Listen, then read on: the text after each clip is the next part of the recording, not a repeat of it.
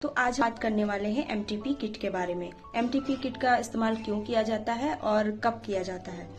MTP kit का इस्तेमाल generally abortion के लिए किया जाता है और इसे आप एबॉर्शन किट भी कह सकते हैं। इसमें दो तरह की ड्रग्स पाई जाती हैं, एक मीसोप्रोस्टॉल, दूसरी मिफीप्रिस्टोन। तो मैं आपको बता दूं कि जो इसमें मिफीप्रिस्टोन होती है उसकी एक टैबलेट 200 mg की आप पेशेंट को ओरली देनी होती है। उसके बाद में जो मीसोप्रोस्टॉल की टैबलेट होती है वो आपको 2 टैबलेट पेशेंट को 48 घंटे के बाद ओरली या फिर वेजाइनली आपको देनी होती है। बस ध्यान देने वाली बात ये होती है कि पेशेंट को आप देखना होता है कि प्रेगनेंसी जो होती है वो 8 वीक्स से कम हो। अगर 8 वीक्स से ज्यादा प्रेगनेंसी होती है तो उसे इनकम्प्लीट अबॉर्शन होने के चांसेस होते हैं, जिससे पेशेंट को सेक्शन इवैक्यूएशन भी लग सकता है।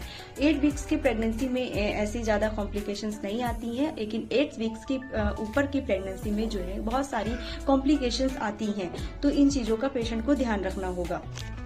बहुत सारे लोग ऐसा करते हैं, ओवर द काउंटर खुद जाके एमटीपी किट ले आते हैं और फिर खा लेते हैं।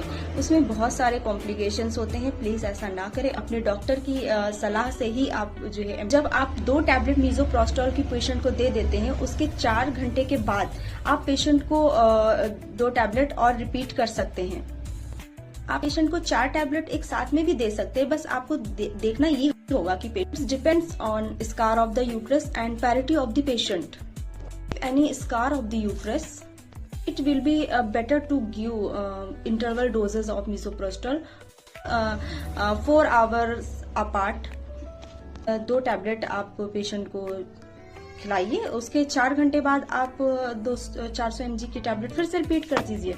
And then patient bleeds another 14 days and then आपको एक रिपीट स्कैन कराना होगा कि कोई आरपीओसी रह तो नहीं गया है। Thank you so much.